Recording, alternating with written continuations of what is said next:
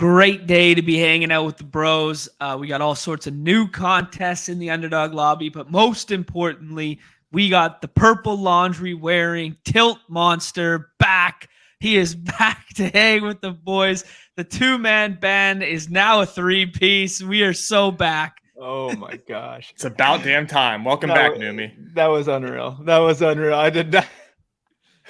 The purple laundry wearing Tilt Monster. I feel like that just needs to be my Twitter title now, basically, for until NFL season. But yeah, I'm like I told you boys, I am pumped to be back. I mistakenly entered a little $5 daily over here for MLB before the show didn't fill, so now I'm stuck trying to finish that out over here. But yeah, it's I'm pumped to be back. Like I told you guys, Chihuahua but Superflex. Everyone's all now clamoring about this.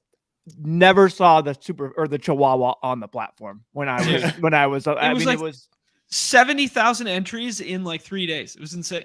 Like, what was the time frame? Because so basically, when I got up there, when I got up to the cabin Tuesday afternoon, I checked my phone at night. Never even went on under. It was just a check. Went on Discord. Yada yada. 100+ messages in our little group chat. I'm like, okay, let's see if I can get through these in a reasonable time.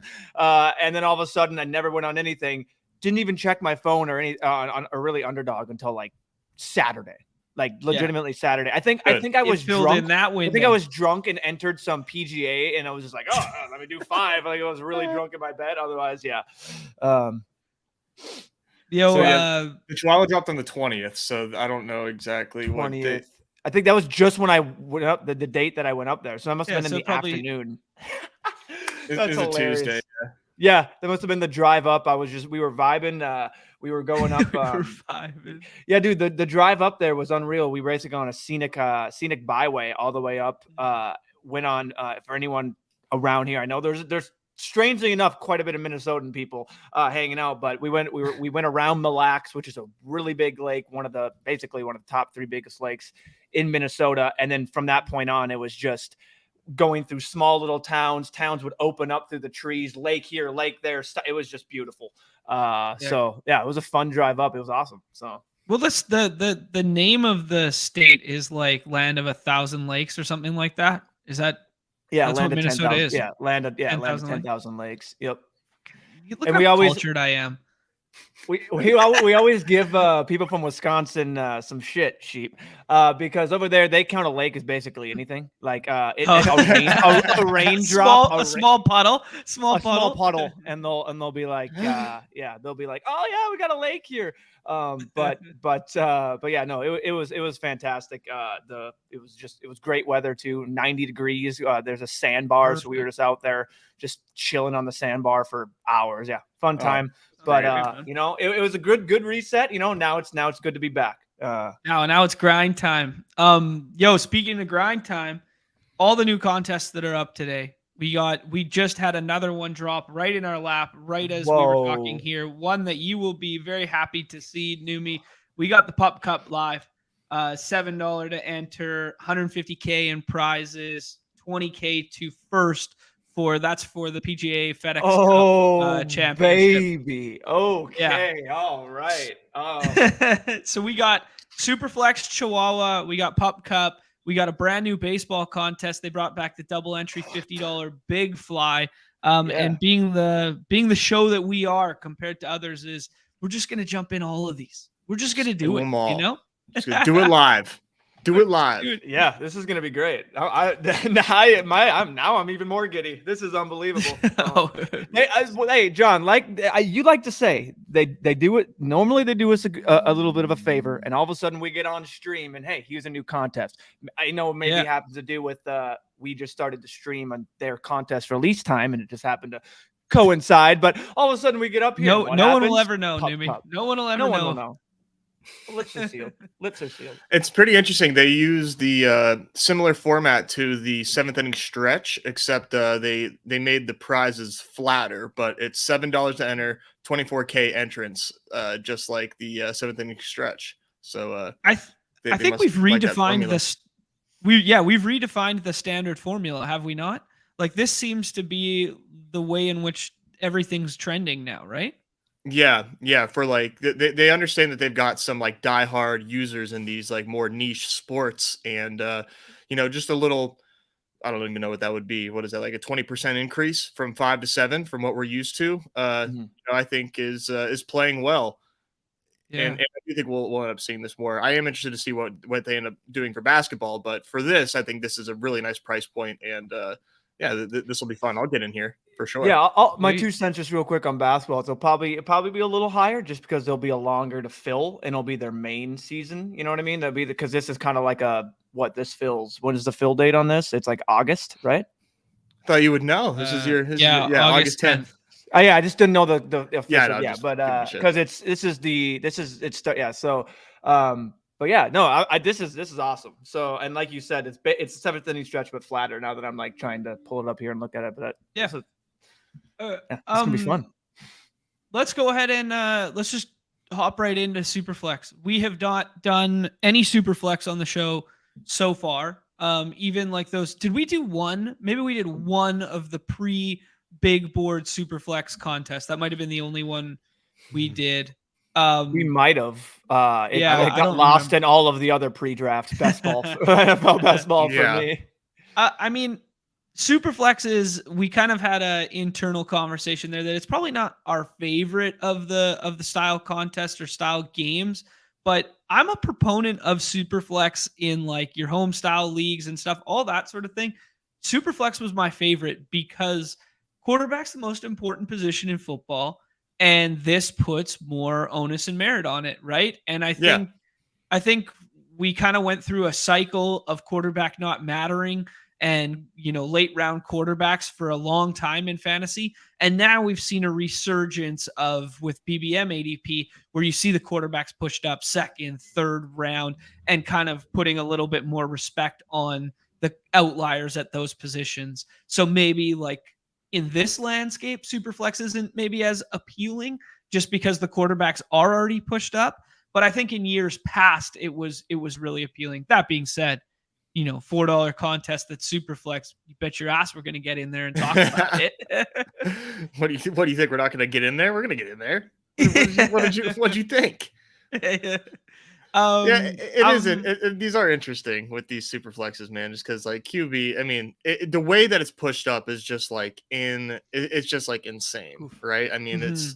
it's wild. Look It at kind of that. looks like a startup like Superflex Dynasty League, Right. with these ADPs, and it wasn't like this to start. So there's builds that were gotten in the early drafts that seem to be extremely difficult to get now, but I think you just kind of have to adapt, and the structure that you could build early as far as positional allocation, I think you just have to do it differently here. I know there's a lot of people talking about 3 versus 4 quarterbacks in this. I would be okay pushing it if I got 2 elites and just Uh-huh. like saying, I'm gonna hit the rest with volume. There's definitely still some fun strategies to be thinking through in something like this. Yeah, I think draft slot will be indicative of how you execute those strategies, right? Like if we happen to get 2 like quarterback falls here and you just go ahead and double tap them, we could just turn off the purple button, right? Yeah, Like that's and kind of and like and also theoretically. in our range of outcomes is like Justin Jefferson and like Jamar Chase. Right. I Yeah. That saw, sounds I think fun. it was our Jewish McCaffrey said he got, or maybe it was someone that said they got a Justin Jefferson CMC basically with ADP, and that's Yeah. fine. And I had to like go check ADPs. I'm like, oh, okay. I was like, and then I remembered it was Superflex, but I'm like, I mean, still, that seems like a pretty nice combo to have if you can Yeah. scrap together. I mean, decent quarterback. I don't know how that will play out because I'm assuming it's a purple boy draft. It turns out to be indeed, right? Like it's just Yeah, it's purple up and down. Yo, Want to big give a shout GMs out to everybody. to our Yeah. boy Nick Pam in the chat there. He took third, I believe it was, in one of the weekend daily contests for one of the golf tournaments Oh, that nice. took place the other weekend. He Yeah, I said saw him he's up on those leaderboards. Yeah, obsessed with golf dailies. yeah, a little oh shout yeah, out to Neumy there, which is nice. Helping get the party started over there, man. we love it. Yeah, we love it, dude. When Oh, Pam gets in there, and then Rydock has been in there, like in and out. John Boy Beat. It's just cool to see these guys like just basically try it out and now just get obsessed with it like I have. So that's fun. Well, it's interesting that all those screen names you just listed are predominantly NBA, like they're basketball guys, and the crossover between playing games on this platform. I think we've talked a lot about how baseball and football run parallel, but then basketball and golf run parallel. Yeah, really good. Yeah, point. Exactly, with the Superflex nature and just being so like, yeah, it's perfect for them. And yeah, it's really fun. I advise anyone to get in the dailies and now the Pup Cup as well. And just saying right now before I get it, future streams will be coming for that for sure. But absolutely, man, this is just so funny to see. That's just so funny to watch. Oh my goodness. All right, well, it's kind of interesting that you have this like. We could do Chase Kelsey. That might kind of be like a bit like chalky. I don't think so. I don't think anybody's doing Chase Kelsey because everybody's getting at least one QB in these first 2 rounds. Not me, motherfuckers. I mean, we're the stream where we put ourselves in uncomfortable situations and see if we can claw our way out. We just gotta hope we don't. Trend here. Yeah, we just gotta hope it's not the equivalent of taking a Kenny Pickett when we have Mahomes and Allen, right? Right. Yeah. Right. Okay. So no QBs on the turn here. We are standing our ground, and we trendsetters. Okay, so there's Tua goes there. All right, let's do it. Let's put ourselves in a box for sure. It makes it so much worse that he's the tight end too. You know what I mean? Yeah, when a lot of people are attacking tight end with volume in this because it's 20 rounds. Yeah. This is gonna be fun. This is how if I'm doing this is how I'm gonna do it. I'm gonna challenge myself. I'm not doing the status quo junk of grabbing all these QBs early. I'll make my bed and I'll lay in it. What is the 2-6-8-2 of this? Just 3-6-8-3? Yeah, I think even 4 is probably it's impossible for everybody to get 4, but I know a lot of people want 4. I see a lot of people posting screenshots of 4 QBs. Are they doing that even with high capital to the quarterbacks? Yeah, they're just like, I'm just getting it. I mean, I'm so not accustomed to super, like, you know what I mean? The super right.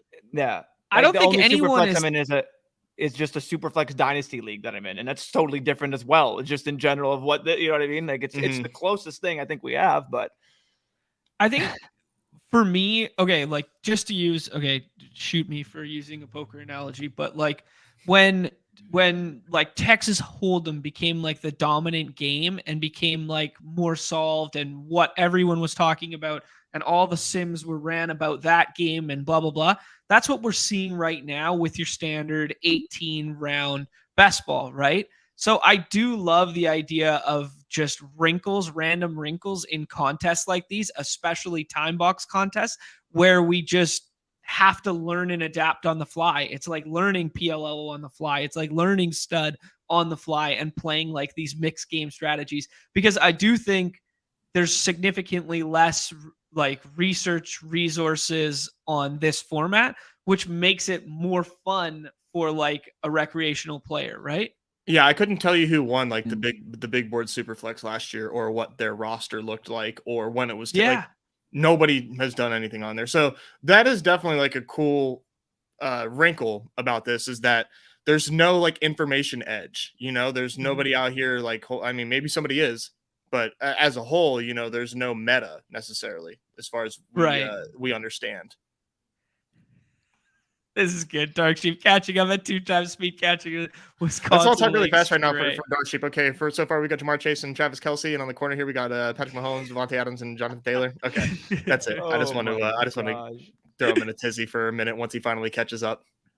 It's interesting that this draft is effectively still following suit with like BBM style ADP right now, but just quarterbacks went in the first 8 picks. You know? Yeah, basically. I mean, there's nothing really else that changes necessarily. I think we could probably have discussions on what 20 rounds does to a draft strategy. And I think it kind of lends itself to, you know, higher volume at tight end, and we can still potentially take 3 shots at tight end just to give us outs at a somebody giving us flex points, because I mean, I believe it's Hayden that has been like the one kind of not necessarily pounding the drum, but being a proponent of late round picks as far as like who can give you the best shot at giving you points in the flex. It's usually the late round tight ends as opposed to these like wide receiver 4s or these RB 3s and 4s that we are like taking shots in the dark on. Yeah, playing to that point, especially is what Nick brings up here, that the sneaky part about Superflex is only 2 wide receivers start. Yeah. Yeah. Yeah, and I do think that is not something that is like that is reflected in ADP, as we see like Bijan and others still going late, as if we have to take 3 wide receivers. That is a nice, fun differentiator. Well, Goff just went there. I think you have to take a QB here because our corner neighbors need QBs bad.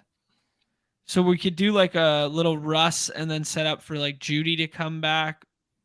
I don't know. I don't love. I think a stack is a gift, and if we get it, we get it. But otherwise, I think we just need points at the purple position. I think we screwed up there. I think taking maybe Russ. I think it's fine. I think maybe I should have taken Carr and hoped for like the Olave comeback. Yeah, I think that would have been like fine. Yeah, but we'll see. Okay, Guapo might not know that he's in a super flex. Not sure. Is it the opposite? He's the infamous El Guapo, but the infamous man. The opposite of the streamer that joined his first BBM and thought it was a super flex. the inverse. This guy is in the wrong contest. Which is worse? He's auto drafting, isn't he? No. I mean, obviously, take away the price point, but oh wow. Jacobs. Olave. Oh, see. Back. All right, good. Well, this is kind of interesting. Revisionist history. Okay, so I think this is the situation where we talk about diminishing returns of like T. Higgins. I don't think we take T. Higgins. I think we take Pollard. Yeah, let's queue him up. And I mean, if you don't even want to look at QBs because there's 2 seconds left, okay. Nah. All right. just click the QB button just so I can see. So yeah, we're in that range already. All right, cool. Someone will fall back, but these ADPs are only going to get more expensive too. Oh, because right. People want. What did they? Were you in these streets when the Superflex when they dropped?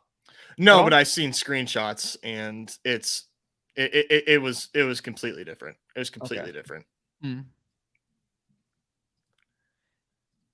Yeah. Okay. Let's think through this for a second here. Okay, so like in my mind, like Higgins looks nice. He looks pretty on this roster, right? But without Burrow, it's like diminishing returns, right? We plugged that into the correlation sheet of easies the other day, and we saw that if you load up on both pass catchers, even with a run back, but with no chance at the quarterback, it actually has like slight diminishing returns, right? That was my thought process for like not Higgins. Now the second conversation is quarterback, because we punted the first 2 rounds and we have to now wait like 20 whatever picks to then have a chance at another one that maybe we should have just tapped like 2 middle tier in quotation quarterbacks. That would have probably been what I did, but it looks like we made the right decision here just based off this first round of picks after our Pollard pick. Not a single QB off the board yet, so that's a great sign for us to have gone that route. So good job there. And I like getting one of these elite running backs too, just because like we already mentioned, 2 running backs, 2 wide receivers are starting in this format. So getting one of the potentially elite ones that we're making a strong bet on, Pollard being there all season, giving us good production, is nice, because now we have an elite player at each position other than QB. But we are probably going to hit QB with as much volume as we can. So so far so good. All right. Yeah. Yeah, I saw this. Zero QB is the new 0 RB. I like that. It might have to be. All right, and then Kyler goes. So that's nice because I wouldn't necessarily have liked Kyler on this team, but Not on this team, yeah. So that's cool. Cool with me. Roster construction with starting 2 wide receivers instead of 3, 3-7-7-3. Yeah, I like that. Yeah, that probably shout, is Carl. like the 2682 of Superflex. Yeah. Okay, let's see what this is here. Just Superflex yesterday had CMC, Bijan, Barkley, Henry, and then hoping Love, Pickett, Ritter, do them right. I mean, like, if you're gonna punt, like that sounds like a pretty sick way to punt. Oh my gosh. Yeah, that's a lot of fun. Would that be the way to do this contest? Is to basically, if you're going to punt QB, get it early, because QB prices are only going to, like you said, they're just going to inflate over and over, and all of a sudden now would be the time, or within the like closing hours of the, not closing hours, but like last 25% of the contest, that's when you just start getting your early QBs basically, and say like, if I do what I did earlier in this contest, I'm totally boxed out. Like, I think if you were structuring, hey, I'm doing 25 of these, I think that would be the way to plan it. Yeah. Yeah. Mm-hmm. And also, I mean, what's like out of the messages, like what the wide receivers look like as well. And yeah, just because, and also because ADPs are different. And when you do something like that at the beginning of this contest with the running backs, you know, yeah, you have access to probably better QBs then by doing the 4 running backs like that back then than you would now. But, you know, it's all a market, you know, it's all shifting. So like the inverse of that as well, you also have access to better wide receivers now because QBs are pushed up. So, I mean, it all shifts, you know, it is an interesting discussion. You know, it's not like completely, I don't know. It just the fact that they're all markets, it kind of makes it not a horrible thing to be doing that right now. We could do the Judy stack, or we could scroll down and like lock up quarterback and feel warm and fuzzy about it. Pickett has a lot of back stack. Yeah, I think Pickett. I think Pickett. Yeah. And then if Judy comes back, then I think we can say like screw it, like let's take a risk. Okay. Is he the top wide receiver or no? Because we have like Watson up there. Oh, he's second. Watson, okay. Judy, London.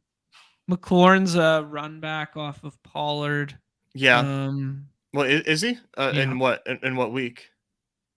Oh, sorry. No, he's not. He might be in some playoff weeks. No. I was thinking the San Fran stuff. No, I'm an boy. idiot. I'm literally an idiot. Wow, we went full. Okay, so interesting decision. We went full QBs on the end there. Really happy. 2, 2, 3, 2, 2, 2, 2. I mean, quarterback could come back to us. All right, let's do Judy. Let's just. I mean, like, yeah. Okay. I was about to say, like, just in terms of like aesthetic and looking at this list, I do think CJ Stroud's a huge tier break. No, he 100%. Yeah. 100%. Where he's the last potential at like an elite outlier. These other guys are all like filler and fluff. Mm-hmm. Yes, and Stroud's like a guaranteed starter. It's kind of hard to say that about everybody else on here. But I would be fine taking, you know, I think Stroud, Howell, and Jones is like, I mean, you can kind of put Howell and Jones in that tier, but I'd be okay putting like Ritter or Tannehill on this team. Or just like taking a risk. Tannehill's a nice, like, just if I assume we're going to lose out on some of these guys, and just like Tannehill's a nice guy to add on to this team. He feels safe, like he's going to be playing. I would, playing somewhere. Somewhere. That's the thing. If it's not in Tennessee, I'd like to think he's going to be playing somewhere. I mean, it kind of seems like it will be Tennessee. No one's really like, you would think that if somebody was going to make a play for him, it would have happened already. Like, you know, the training camp is, or at least by the time, I guess we have until training camp, right, to like really make some of those adjustments. So you would think you'd want a head start on a brand new quarterback in your system if you were going to make that trade. We might have effed up a little bit there with the Judy pick, just in terms of you could do the same thing, but with Sutton in 2 rounds. You could, but I like Judy a hell of a lot more than Cortland Sutton. Likewise, but Just thinking through like patterns and stuff. Yeah. What would you have done? Okay, so if you would have done that, what because you were on Judy, basically not on him, but you were like throwing him out. What would we have done different if we didn't take Judy there? Stroud. Okay. Yeah, because he's just like the tier break in my mind. Yeah, but that being said, there's a really good chance he comes back because there's a lot of teams that already have 2 and they have 2 elites and they might just shut it down, right? Like the team that has Burrow and Cousins has 3. I mean, Lamar and Dimes, you probably don't need another. Josh Allen and Stafford probably don't need. I don't know. That's interesting thing about this side of the board with the kind of like 3 alphas in, Mahomes, Hurts, and Allen is you can kind of just shut it down at 2. Maybe not so much when you take Kyler as the second one, but if you're shooting the moon to win a contest, that's a hell of a way to do it. Yeah, that's a good call. I mean, I would personally, if I was in this contest a lot, I would probably be getting risky with like the amount of draft capital that I'm putting at QB and just hope that the 2 QBs that I take are fine, and try to really hit like some home runs at the other positions. Just to, I think that's probably where you can like really get some more separation there, but it is riskier, of course, right? Mm-hmm. To only just say, hey, I'm going to take 2 and then just like beat you guys elsewhere, even with 20 rounds. Let's think through some patterns in the front end of these draft boards that are like readily available that aren't available like BBM style. So like, I mean, if you do Tyreek Tua, you have to do it at the front end, obviously, right? If you do like Herbert and Eckler, you have to do it at the front end like this. Jalen Hurts and AJ Brown. I mean, you also could have done. I mean, he could have added Devontae Smith here too. Yeah, I'm kind of surprised that in double. Well, no, he couldn't because he would have had to taken. He would have had to taken Smith over Saquon. That would have been like a hell of a reach. That's but he almost got Smith kind of on the way back, like kind of 42 here. 4. Yeah, I mean, he only missed out by like 6 picks. So like, yeah, DK and Higgins have gone over Smith in some drafts that I've been in. That would have been nuts. Interesting that Nick opted to take Smith instead of DK after taking Geno at 31, but I guess he just recognizes that like Lockett and JSN are probably going to be here for him at 79 right now. And then you could do something like that. I would have taken DK, but that is that is probably what he was thinking, I would imagine. Yeah, like if he takes JSN, there goes JSN. Yep. Yeah, it makes a lot of sense. Huh. These are a lot of fun to think through. And look, not a single QB off the board. Right. And that was kind of the thesis of, I mean, maybe that wasn't exactly, but the thesis that there was like 3, 2, 2, 3, 2, that the ADP kind of stays in line there when nobody has one on the screen. Man, that's I think we just take. Yeah, you have to. 1,000%. I mean, if he was the guy, forget everything I was saying about getting risky with 2 QBs. If Stroud is there whenever we did not expect him, man, that's awesome. And tons of easy back stacks. And now I think we shut it down at 3. Maybe if you had like a huge fall in a guy like Tannehill, you could tack Tannehill onto this, and it's like it's triple condiming it, but it feels all right. Yeah, I mean, if either of you guys said like I want Sam Howell here or Mac Jones here, like I would say like that's fine. But it's definitely not like a must in my opinion. But if somebody was like adamant about that on this stream, I'd be like, yeah, that's fine. You know, the QBs don't look great on paper, but I don't think we have to, and especially because we have some really nice options here for us elsewhere on the board. This is interesting because my bro science brain of starting 3 wide receivers just goes stack the shit out of this with Deontay. It makes too much sense with Pickett. Right. But then you could also do a little mini Pierce plus CJ Stroud. Which you guys want? I think Deontay, but like I like Deontay, but I do like Pierce here, man. I do too. But I think Deontay. The stack yeah, it's not like it's overkill, right? It's only our 3rd wide receiver. If that was like our 4th, then I'd be like, maybe we do a little Dameon Pierce. But the fact that it's the 3rd, I like how I mean the fact that we got Stroud there is it makes me really happy just because like now I feel at least okay at the QB situation. Like I know it's like okay, Russ, Pickett, Stroud, but I mean this team just got life, yeah. Yeah, at least you're not at least it's not Russ and then all of a sudden you're dipping down to like the Sam Howells and then you're going into like the Tannehills immediately and you don't have like the buffer of these kind of I don't know. Yeah, immediately like you said, the life. I love it. This is a good conversation to talk through that the chat's kind of like having and going back and forth on here. Just bringing out that like the last like starting in quotation quarterbacks go at 9 or 10, and then Silas suggesting that like yeah, obviously the market for a 39-year-old Tanny isn't great, but like Will Levis will be starting by the end of the season. Who are some of those quarterbacks that you can tack on at the end that is like, hey, these will be our third or our fourth quarterback who might get starting reps, right? Am I dumb for saying Kyle Trask? Nope. Because like, and that the reason why I just thought of that right away as a guy that could step in is like anything happens to Baker, who else do they have? And like the weapons that they have there, he can maybe do something equivalent of a Jarrett Stidham, like where he actually puts up a couple fantasy relevant games. I don't know, but good comp with the Stidham. In terms of that, it's got to be where there's ambiguity in the QB situation, right? Or the guy gets hurt. Brissett fit. Yeah. Well, I mean, you don't want to play the hurt narrative, in my opinion. Like, you don't want to play like handcuff quarterback, but you want to play like rookie who could get in, or you could play like dude who could rip a job. Like Colt McCoy. I guess. Colt McCoy seems good, man. Like he seems good in this format because like if Kyler just doesn't like he's not starting the year. If Kyler just doesn't play, if you get boxed out at quarterback, do a little Colt McCoy, McBride, Michael Wilson, or Greg Dortch to end, you know?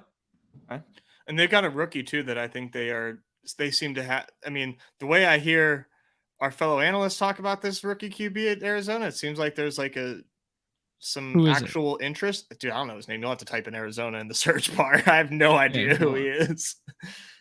Clayton Tune. Thank you, Silas, for actually knowing players. for knowing real life players from Houston. 5th round pick. Oh, it was that Houston offense. I think he was a part of was pretty damn good. Yeah. I don't know. There's I can't. I need some smoke to clear out of Arizona.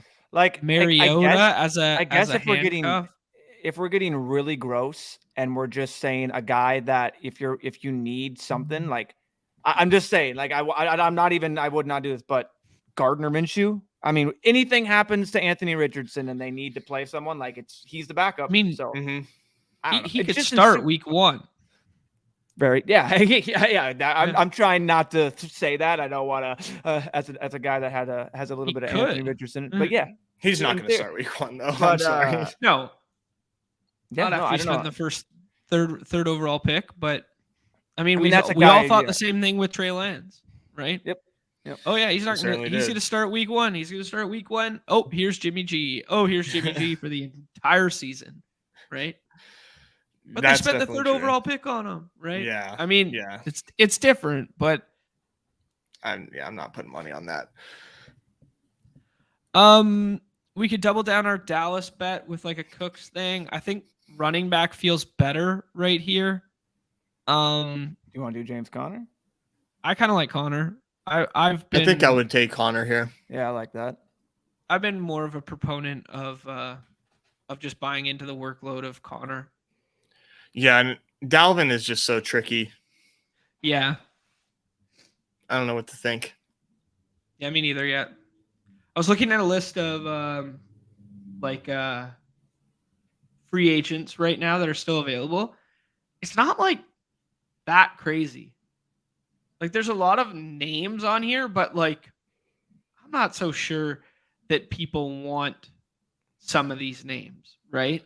At what position? At what position? Like skill position guys. Yeah. Like we know obviously the Lenny, Hunt, and Zeke, right? Mm-hmm. Those are the obvious ones. But then it's like guys like Darrell Henderson, Kenyon Drake.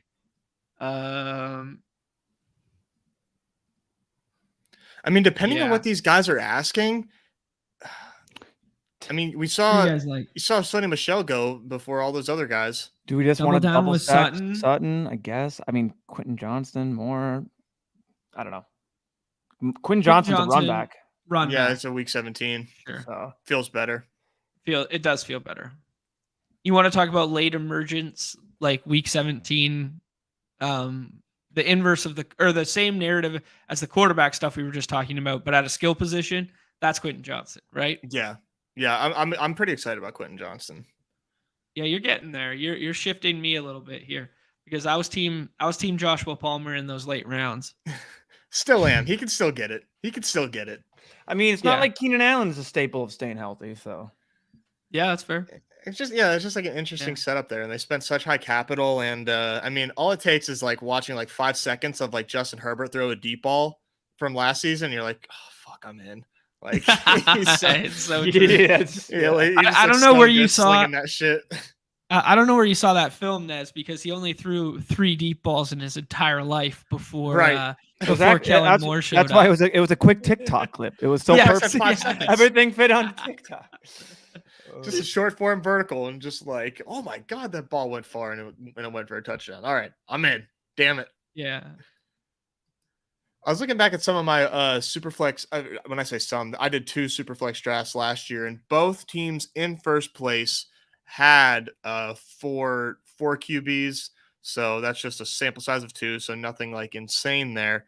And also something of note, Taysom Hill was a quarterback in Superflex. I didn't know that. What?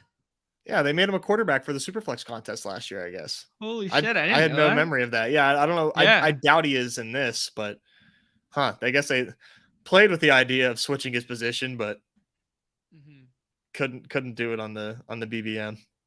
I like what Jordan's bringing up here, that the serious discussion around like just going one single elite QB build or like 2 thin ones. I think just trying to thread that tight needle of like, I'm just going to get 2 of these middle tier quarterbacks and I'm just going to be right about both of them. And that's it. Yeah. Yeah. That's what I'm saying. I like what we did to a way riskier extent before we landed Stroud. I am totally like in on doing something like that. But like I said, like I don't know what the data has to say about that, but that's how I would probably prefer to play these personally, is just like, you guys can chase like the volume there. I'm going to just assume I got my picks right. So who would you do that with? My mind goes to Dimes and Cousins. If I could pair those 2 and then just shut it down. That's fun. Dimes and Cousins, Dimes and Geno. I think Danny is like the ultimate like one to do that with. And I would do that with anybody that I drafted in those first 8 picks. I think I would be willing to do something like that. Because Dimes has obviously the rushing floor and the easy stack partners in week 17 and with his own teammates. Like our guy here at pick 4. I don't know if he took a third quarterback, but I Lamar and Dimes, he went. Howell is a good value there, so that's kind of tough to pass up. But that would be a lot of fun.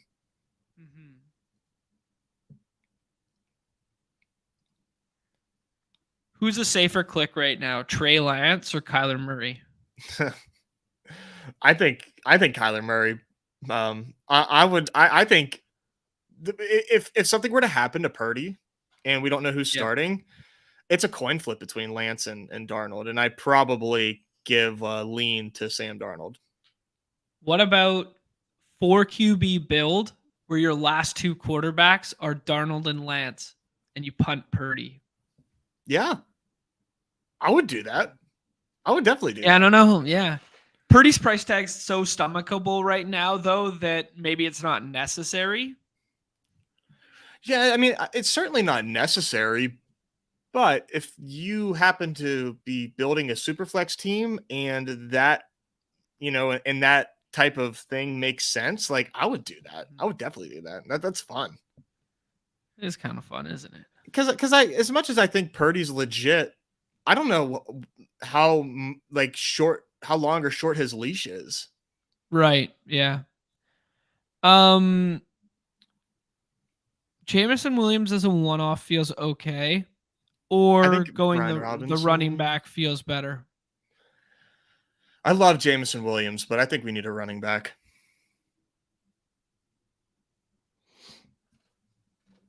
Let's do Neumy's back. He wants Brian Robinson. We're doing Brian. Neumy wants a Washington. He wants a Washington running back here. We like Robinson. I wasn't gonna say it. I was gonna let it ride and see whoever we went with. There was Herbert and there was Mitchell. You know, there was two guys Nez definitely would bang the table for. So oh yeah, those are my guys. We draft those guys enough. You were gone. We got Khalil Herbert on like every team that we drafted. I can't did.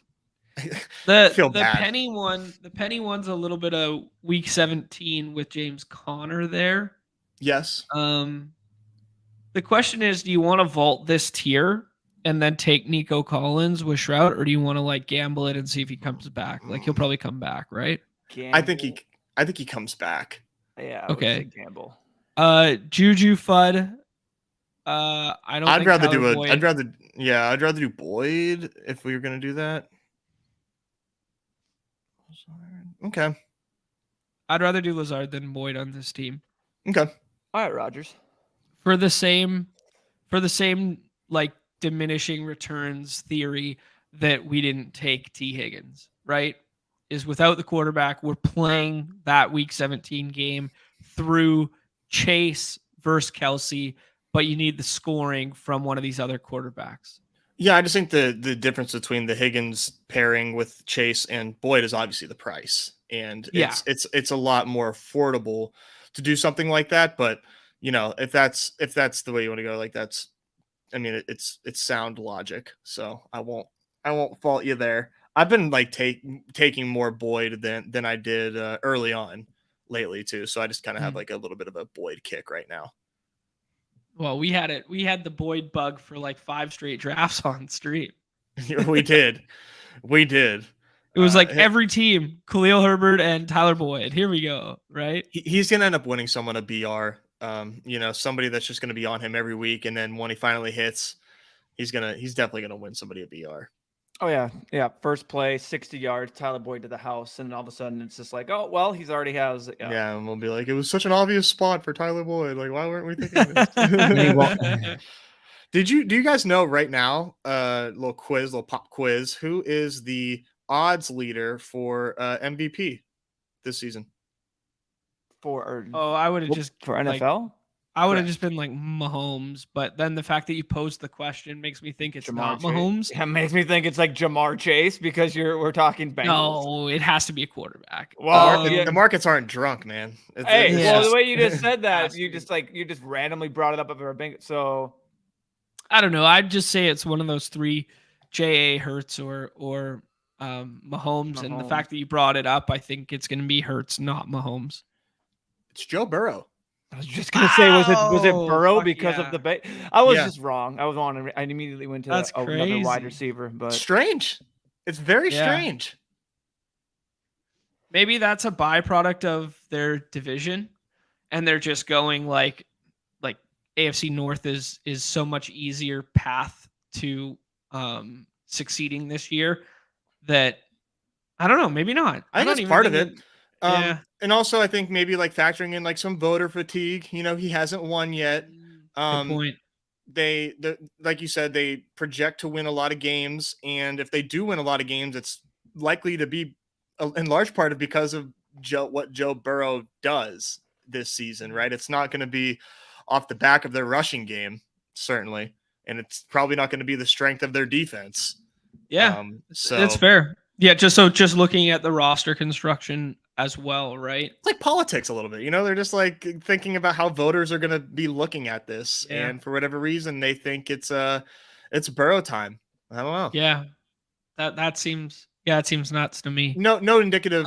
It's not indicative of any future performances, of course. It's just fun to fun to talk about. That's not a Man, prediction. maybe we should have done a couple of these at the same time because all these ideas that are floating around, I'm like, man, we should be doing multiple right now. We should be doing a 1 QB one. We should be doing a 4 QB one. We should be doing, that would have been the would have been nut, the bit.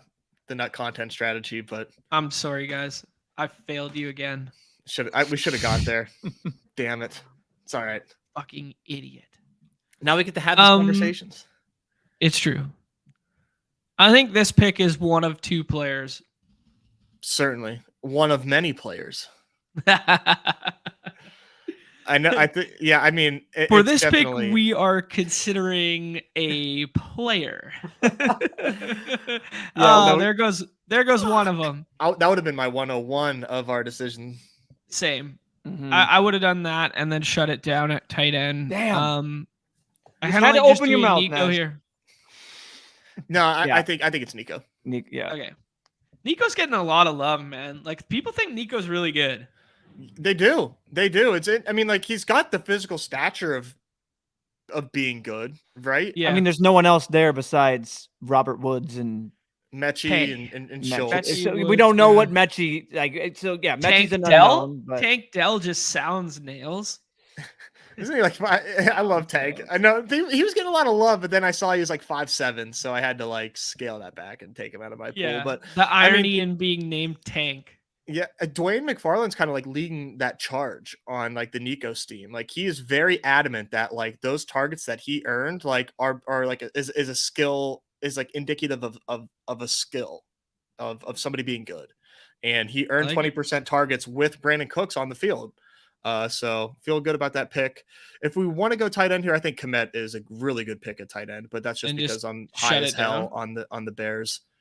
Fine. I'm down. The other one I was like is Singletary too. Okay. I mean, I could go for either. Too late. You got Komet. I really like Komet, man. But I mean, I say it every time we talk about exposures and stuff that I just think the Bears have the chance to be pretty damn good. I think we could almost be done at wide receiver here with 6. I think so too, man. Yeah. Like that being said, where else do you spend the capital? Because we have Kelsey too. So like, I don't think we're going 3rd tight end on this team, are we? Or does that change in Superflex with 20 rounds? I was gonna say I think the 20-round Superflex maybe changes it, where it's like, okay, tack on that 3rd tight end, and yeah. The only thing that stinks is there's no stack partners left at tight end. Yeah, because Schultz went and Dulcich goes early. You know who's a guy nobody's talking about is Albert O. Yeah, how's this? Yeah. Oh God, nobody's talking about Albert O, baby. What if we're back? What if we are back in on Albert O? Oh man, We've all been so hurt. We've all been so hurt. He's a player, as some would say. He is a player. He's in the league. Oh, Tanyan. That's right. People like Tanyan. But yeah, maybe a little 2 tight end set. I don't know. I will say that I think we should probably leave the door open for a 3rd tight end. And like I said, that's just to like give us the theory behind a 3rd tight end on this team is just a insurance in the playoffs and or a potential flex option on this team. But we'll just have to see like what the board gives us. We do need some running backs big time. Yeah, we need some help. Yeah. So we could just like go crazy volume wise on running back. Yeah, the nice thing about running back though is like when you look at this board right now, like we're gonna be at pick 178 and it's like the 15th round, and we still have names like Singletary to click on. You know, like it feels a lot better in the context of Yeah, I'm not throwing up yet. Yeah. And I mean, you want to make this team. We'll get there. We'll get there. You want to make this team super sick. 178, you take Lenny. 183, you take Zeke. 202, you take Hunt. And you just shut it down, baby. In a perfect world, in a utopian society, we can get every dusting running. Is that your special sauce where you're just like this? You're just sprinkling that salt on there, and it's like it's Kareem Hunt. Lenny, Zeke. This team's a little bland. They could use a little spice. And John's like I know what could spice it up. I fall for that shit every year, that the closing line value of a running back going somewhere is going to be higher than a running back who is already somewhere, and it never works. It never works, but I fall this for is, it I every think, year. a pretty unique landscape though compared to years past. Like, it's Right. rare that we've had these guys available. And I'm still going to bet that they sign until we get closer, of course. Like, the cost to make that bet is so cheap. And I really do think they're going to, all these guys are going to end up somewhere. Yeah. This is a fun one. I like this. Yeah. Yeah. Take Washington instead of Alberto, get that pit stack there. I mean, you want to talk about a guy who we potentially next season could be drafting in the top. Yeah, we could be drafting Washington in the location that Chig is going next year. Yeah, there's paths to that. I think there's, there's paths to it, but Yeah. it depends on like what Fryerman does. This Pittsburgh fan is really selling me on Darnell Washington. Darnell Washington is just like a third lineman on the left side or the right side of the line of scrimmage. That's really it. But okay, there's one of my second most picked running back. You're just tripling down. I mean, we already made the Chicago bet, so it makes sense to like ape in a little bit more. I'm fine with that. I do think this is a double running back spot though. And I mean, Chuba or Gainwell. I'm team Gainwell or Chuba here. I've been warming up to Spears, but Gainwell and Chuba are also like they're safer picks. So yeah, I don't think we gain much by taking wide receiver here. We definitely don't. Dawson Knox and shutting it down we're taking Gainwell. Yeah, I think this is Gainwell, but Knox would definitely be a nice third tight end on this team with flex appeal. Yeah. Gainwell is getting some steam right now, largely due to the ETR guys, but Gainwell paired with Connor and being like, yo, that week 17 game that everybody wants to shoot out runs through the ground. I like Gainwell, honestly, I just think that backfield is just so up for grabs. And we saw what Gainwell did last year. And Gainwell is my second highest exposed running back throughout all of best ball. Like, I just at his price, like I've just been passing on Penny, passing on Swift. I mean, I have some of them, but it's been Gainwell. And that could be not great, as we know his stature and we know the type of profile he has, but I don't know. I like him at that cost, and I haven't been in the streets as much, so I don't know how much he's moved up. You said ETR steamed him up or no? A little bit, yeah. He was on one of their kind of favorite picks past 150, and then ranked him a bit higher than the rest of the community, and then basically just painted the same narrative in which you just did, where it's ambiguous backfield. He got some run in the postseason, and they trust him. Yeah. Yeah, I think he's in the 180s, or he was in the 180s. 177. Yeah, he's 183 here, 177 in BBM. Yeah. You know, it's a fun one that nobody's drafting that could end up somewhere and be like a professional wide receiver, like just like in those quotations that we use, like Joshua Palmer. And it's like wherever he signs, he's going to be on the field and he's going to play 3 downs and whatever, is Jarvis Landry. It's not sexy. It's not fun. But give me 500 yards and 5 touchdowns from Jarvis Landry in the 18th round that nobody's drafting right now. Yeah, his landing spot could potentially cause some intrigue. Certainly. Just like thinking,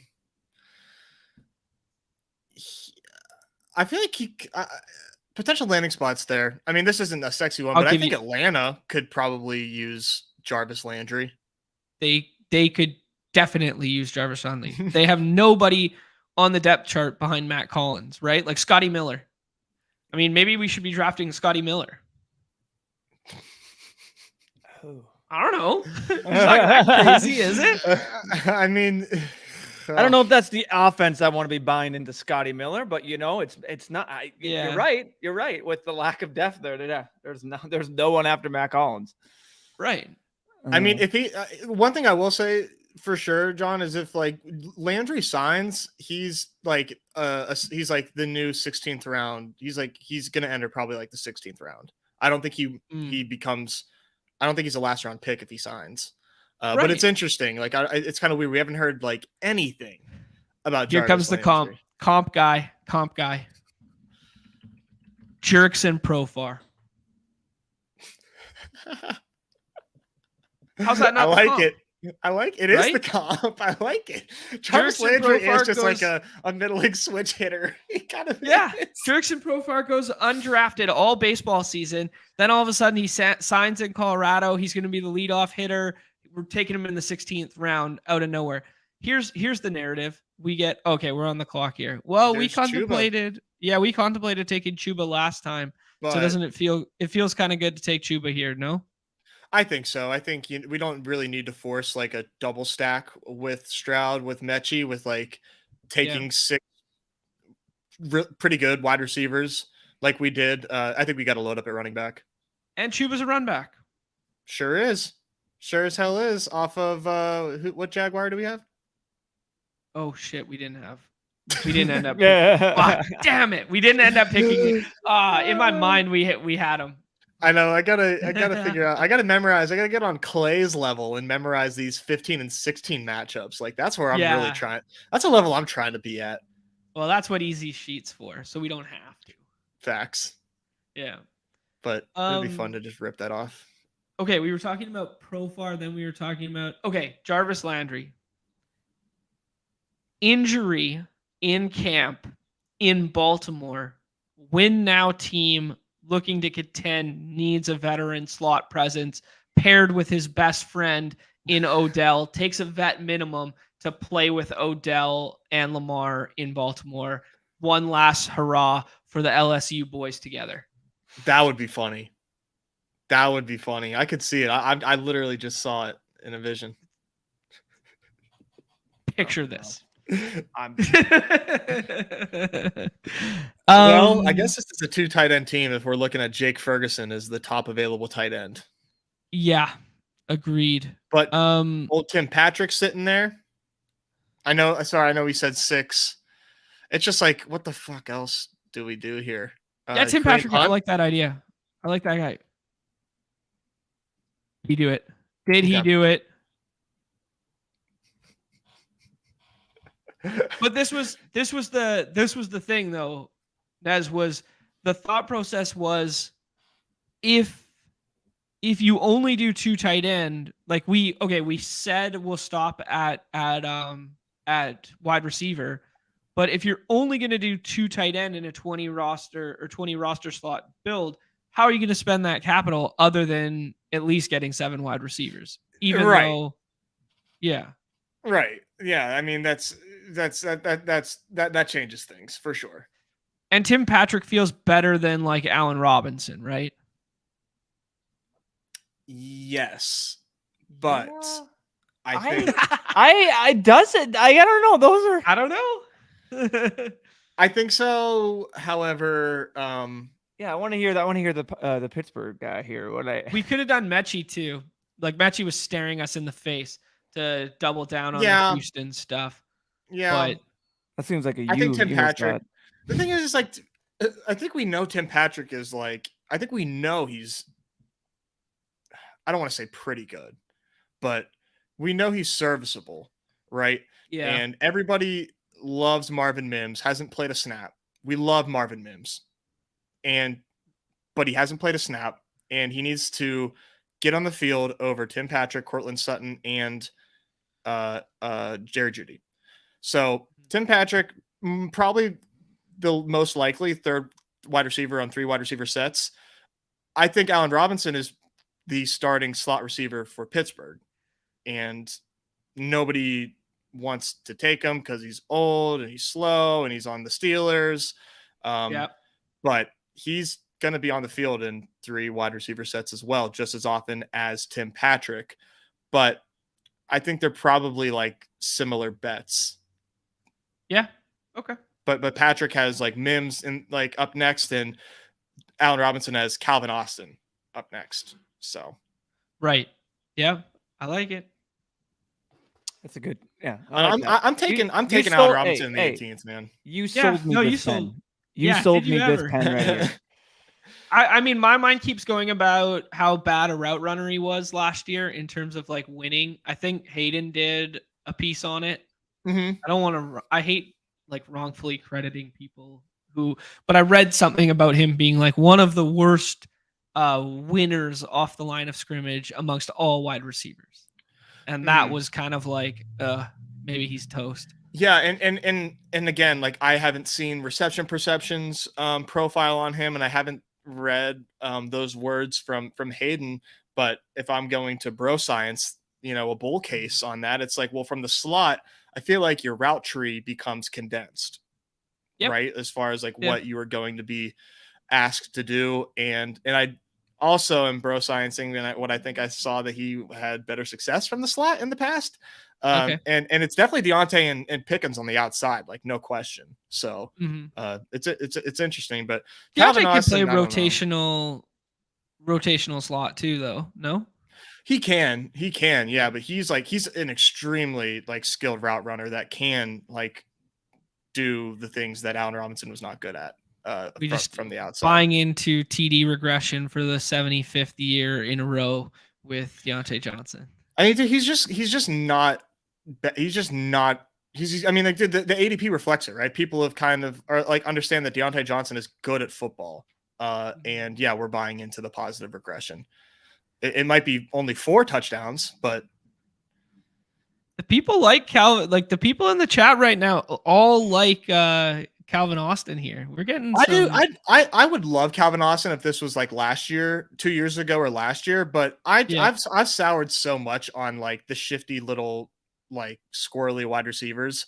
I've put my eggs in those type of baskets like way too many times in the past, and just really haven't had it pay off for me yet. So I don't know. That makes me like really, really nervous.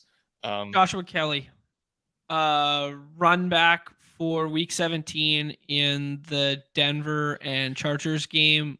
That offense runs through Quentin Johnson and Joshua Kelly because they're not in playoff contention, and Austin Eckler and Keenan Allen have been shut down for the year. I guess so. I don't know. Right. I was saying it was we're going running back, right?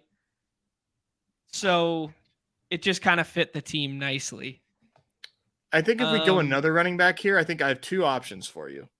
Unless you have strong feelings. Well, we're about to be on the clock, so. No, I know. Do we want to go running back is the question. We have Pollard, Connor, B-Rob, Roshan, Gainwell, Hubbard, and Kelly. I think so. Yeah. You think it's better than stacking Calvin Austin or something like that? Yeah. Tank Dell at running back? Or at wide receiver? So I'm just going to say I kind of like Keontae. I know it's like a literal handcuff, but I think that like he is probably the RB2 there. Or I've been warming up to Chase Edmonds as the signing in Tampa, and they don't sign anybody else. Let's do it. And Chase Edmonds becomes like a rotational running back, and he is not as bad as he looked last year with Miami, where we were drafting him in like before pick 100 in Miami. Yeah, him and Rashad Penny were. I remember this because Mark and I did a segment on 1 week season about it, where they were side by side. It was Melvin Gordon. This is. You want to see how different the landscape of football is year over year. It was the fit between the 4th and the 6th round, and the 3 running backs with ADP in a row: Melvin Gordon, Chase Edmonds, Rashad Penny. And we were having like a debate about like those 3. Wow. And like betting on the ceiling of Penny and Edmonds opposed to betting on the floor of Melvin Gordon, but then talking about how different roster constructions fit each of them, but they were the epitome of dead zone. Yeah, very interesting. But like think about that. That feels like a lifetime again, right? Yeah. The Melvin Gordon fall off was really strange. I did not see that Melvin Gordon fall off coming like at all. I mean, I know Javonte like was there, but like the fact that Javonte got hurt and he still couldn't do shit was just like really surprising. Did you see his quote recently? Melvin's? Yeah, he is it depressing? I feel basically was saying about the running back position and how they're like the least valued, and it's the worst. It's the worst time to be a running back or like in the NFL ever. Period. And it's just there's plenty of dudes out here that can ball. I'm just like, all right, Melvin. But yeah, man, I've been saying for a while. Kind of not wrong. It sucks, man. Yeah, they need like their own union. Literally, right? Who gets hurt, banged up, and beat up more than running backs? Yeah, and like and on a per touch basis, like dollar per touch, it's like it's criminal. Mm-hmm. Yeah, it's criminal.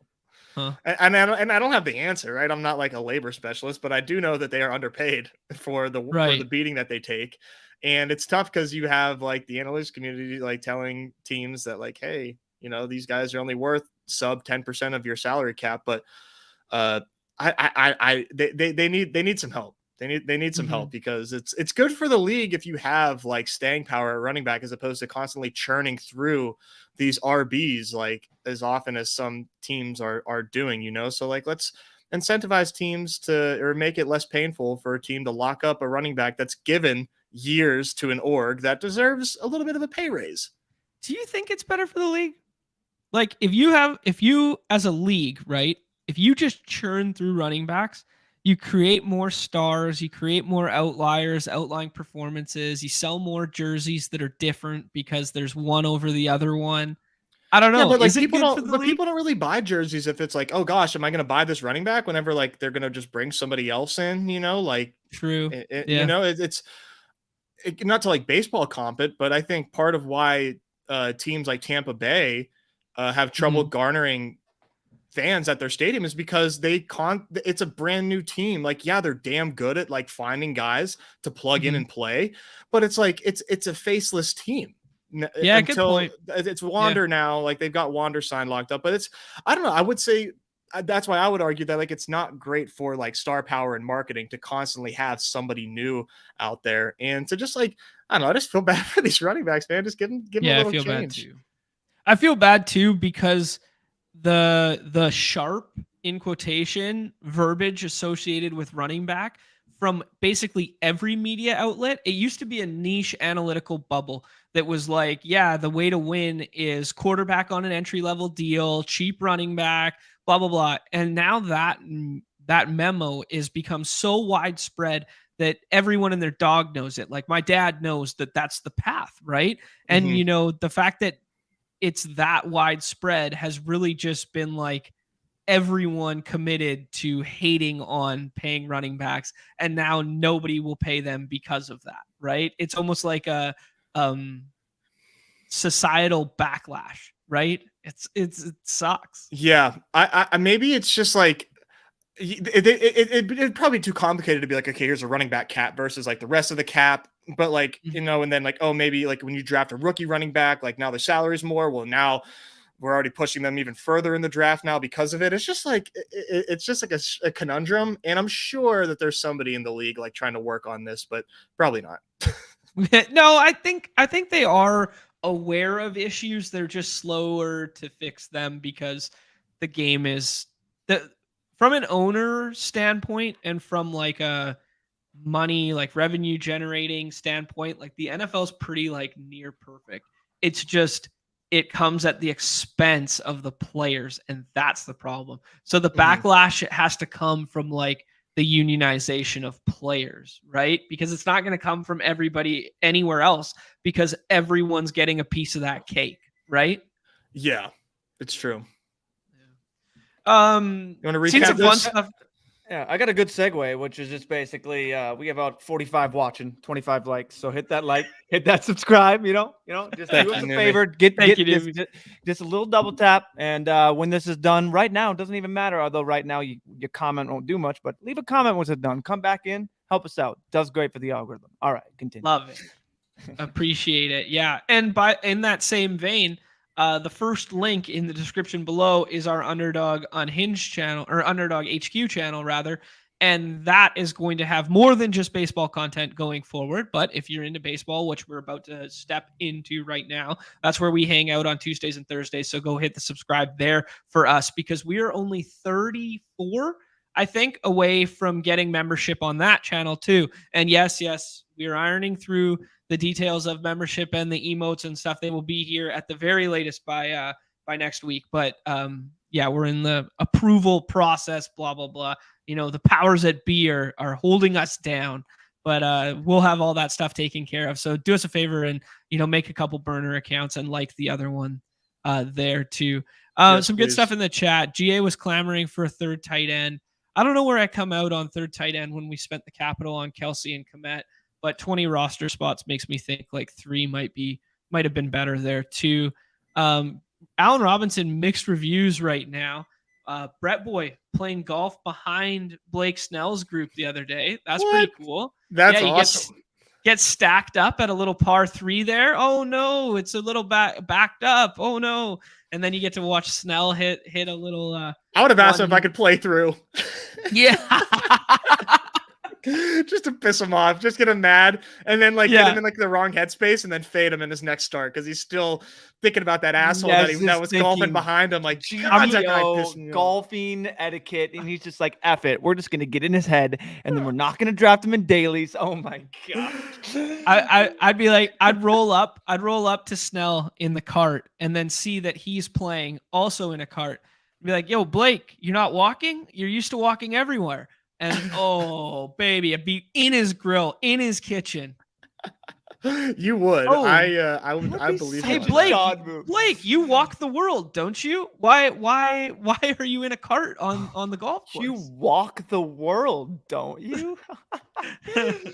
Oh man, I can't keep up with the chat. There's tons of stuff here. Let's go ahead and jump into baseball. Really fun slate today. Nez has done his Neztakes. If you are not subscribing to that stuff, Neztakes.com there. We got some dicey weather in 2 spots that could turn a 6-gamer into a 4-gamer in the blink of an eye. But what does that do? That introduces a bunch of leverage, right? So yeah, we got that. And then we got Neumy's slate matrix. So we'll talk about those 2 things, and then we'll do a couple drafts and call our show. Let's do this. Let's go. Yeah. A little Spencer Steer on the cover. Yeah. But I will say just real quick before we get into this is Brett did say he did get stacked with him on a par 3, and this is legendary of what I'll pull it up here so you can. Okay. LOL, we did get stacked at a par 3. Told him I was happy. He finally got some run support on Thursday, and he said, "You noticed." Oh, that's awesome. Good. Great story. He would be one to just be salty and petty, just like, oh, yeah, oh my god, so worth it. I get it, but yeah, that's great. All right, go ahead. That was awesome. Stay on the greens. Oh, great stuff. Oh man. Yeah, Nez. Spencer Steer. Why is Spencer Steer on the cover? Well, I've found out that I was kind of in the minority here of thinking that the Reds are the best team to stack on the slate, and that is based off of multiple projection systems that are saying that they're not. And I can totally understand why the projection systems would say that they're not. Just because, I mean, it's mostly just the park, right? They're in Camden Yards. They've got the abomination that is the left field wall out there. And a lot of their production has come from the home run. But they're facing Cole Irvin, and they're white hot. And if this game plays, and right now they're not really being – they're pretty freely available, I think that there's like just some pretty strong leverage here in fading the bearish – in my opinion, projection on the Reds. Like, for example, 1, 2, 3, 4, 5, 6, 7. Cardi has them ranked like 7th in teams for the bat as far as like stacks. So they're not like that cheap. Stochastic has them 5th. Yeah, so like they're like middle of the pack today. I just think that it's for me. I'm not going to overthink it. They're facing a bad lefty. I mean, bad. Stochastic now has them 7th. They heard me talking. Yeah, they're like, we gotta fade. We gotta fade Nez. So I think that's something that I like about what I do is that I'm not just like reading the projections and being like, well, the projections say this, so here's why they're right. Mhm. Like, I'm just gonna say I'm not overthinking it. This team's white hot. They've got really good bats. I would not probably be taking Friedel because I don't know that he's gonna start. I don't know. I mean, I want to wait and Oh, see on there. I mean, it's two lefties there, so it'll yep. be interesting. But the infielders feel really good. So that was like my stance of the day there that felt unique. But You want again, to? big time weather there, so we got to watch out. Yeah. So the pitfalls being big time weather and basically only left-handed power plays well in Camden. Right-handed power does not. But Spencer Steer, lefty killer. Nick Senzel, certified lefty killer. So with Cole Irvin on the hill, former Oakland A, looking to some of those power righties, especially the lower owned variety, because if all these guys are going up here, there's a chance Friedel and Fraley aren't who they roll with, though I will mention that they designated Stuart Fairchild for assignment and Will Benson is left-handed as well. So basically the entirety of their outfield, other than Spencer Steer, who's probably going to play in the outfield today, is left-handed. So maybe one out of those three sit, and I think Benson would be the most likely to, but just some thought process there. We could see Senzel in the outfield, Steer in the outfield, and then just one of Fraley or Friedel play. Yeah, it would be really nice to get Senzel outfield eligibility. I know he plays third base more than he plays outfield, but that would be clutch. But unfortunately, not the setup we have right now. So I'm taking a little bit of a stand same there. with Steer, to be honest. Steer plays a lot of outfield now. Very true. Yeah, that's actually he probably plays more than Senzel actually. So yeah, because Senzel's basically a platoon like player for against lefties. And then McLean and De La Cruz in India play the infield always. And then sometimes Steer will move to first base if Votto isn't there. So yeah, he's got 6 games in left and 2 at DH, so not quite as much. But just for the sake of being able to get all these Reds in one lineup, it would be nice. But yeah, let's definitely take a look at the Reds next slate whenever they maybe face a righty. But it's still this is still fine, in my opinion. But yeah, as you can see there, like Baltimore and New York have some weather concerns, but Roth is always like erring on the side of caution. So I think it's fine to just like draft as if they play for now, get a little bit of a discount if there is one to be had. If Nez wears 2 condoms with the hedges, Roth wears 5 with the weather. Well said.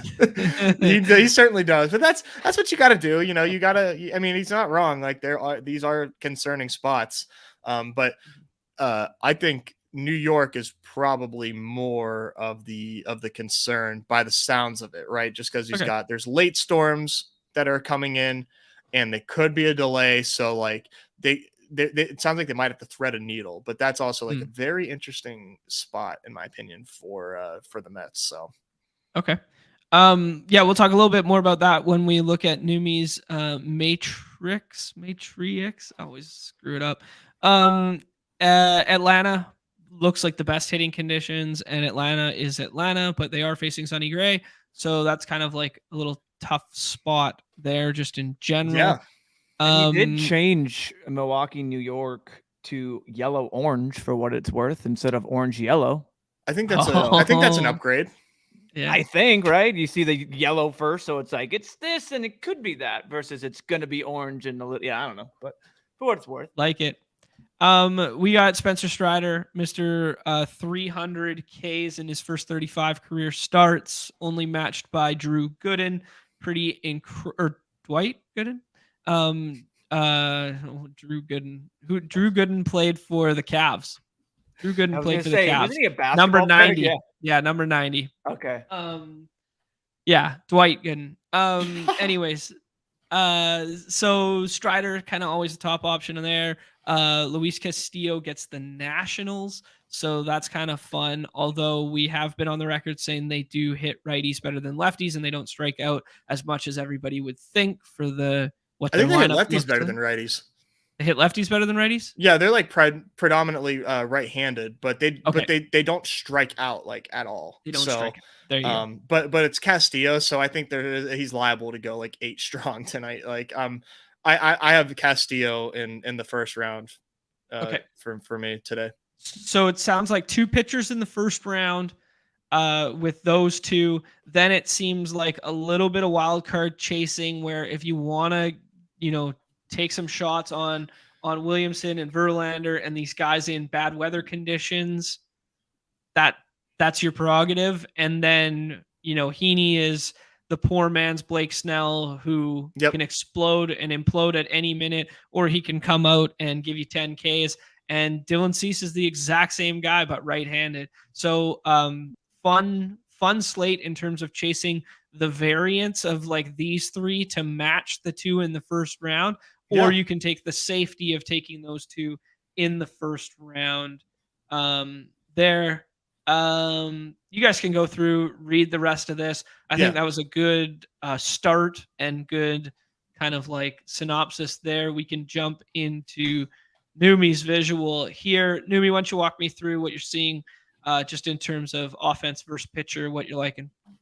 Yeah, so obviously you can change this however you want. You can view it however you want. I put on the bottom, like it can go multiple ways. But yeah, I looking at plate IQ, Mariners going up against Trevor Williams. I view that as a good offense versus a bad pitcher, just in terms of the statistics and everything that I look for.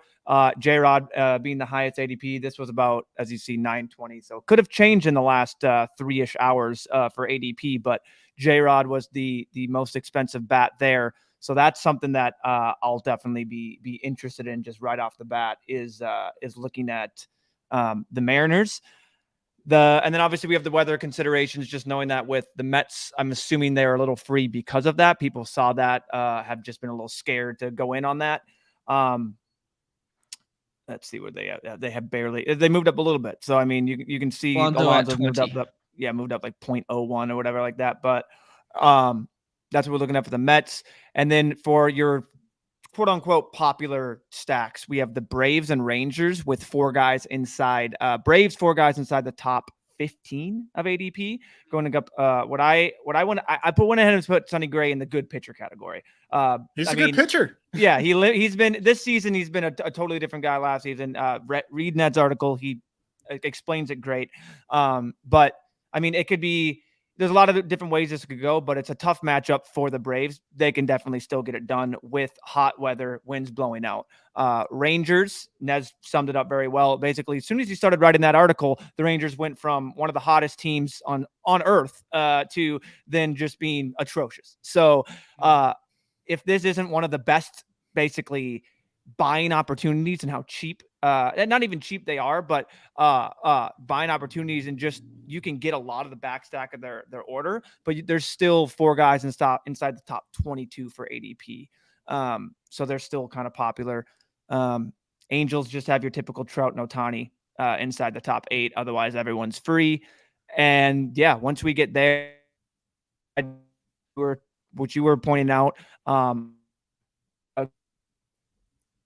bet today, even with the wall there. Everyone else, Orioles, White Sox, Brewers, Twins, Tigers, Nationals are fairly free instead of one person in Santander and Luis Robert. So you can get different. You can kind of call your shots and visualize this and see where the market's going. I like how you label everybody that's like free, right? Because that opens us up to potential onslaughts to target, right? Like that's what makes those teams so appealing for onslaughts, is because they're so infrequently drafted, other than by Lake, Jay Witts, and Few. So good point. Yeah, and my threshold for free is just basically I'll put in there, like, if anyone has an ADP inside the top basically 30, I'll let you know. But if anyone's outside of 30 ADP, they're if everyone's past that, they're considered free. Yeah. So it's a good threshold. Yeah. Yeah, I like that. That's a good way of looking at the slate just in general. Whom are the White Sox facing today? I was just looking at Reed Detmers. You want to talk about lefty? It's an intriguing lefty killers. Lefty versus lefty killers, but yeah.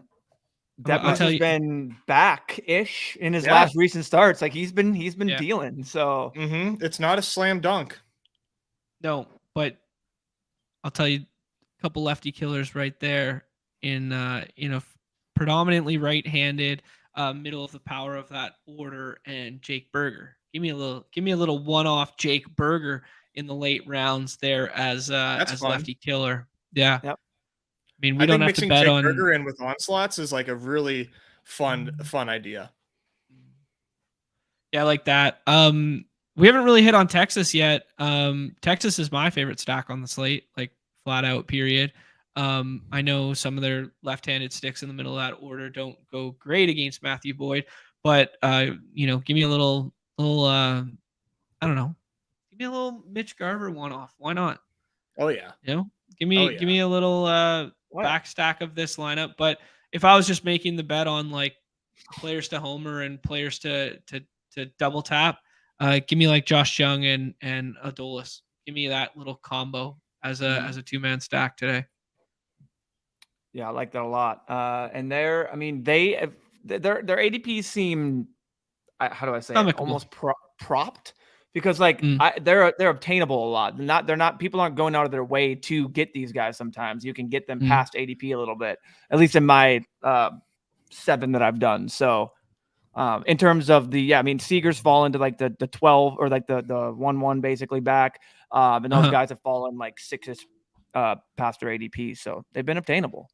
Yeah. Very, very different slate compared to what we played on the weekends, or I didn't play a ton on the weekend, but what I saw from the weekends, when you have a Coors slate mixed in, when you have the Braves at Great American Small Park, when you have these, like we talk about thinking about the context of the entirety of the slate, and you have all these games that have team totals that are like 8, 7.5, 9, 8, and then boom, one of them's like 13 or like 12.5 with an implied run total for one of the teams that's like 7, damn near 7, right? The context of this slate, especially if we were to eliminate one of these weather games, i.e. if the Mets went away or if Baltimore and the Reds went away, like, I mean, we're looking at something that's like very flat just in terms of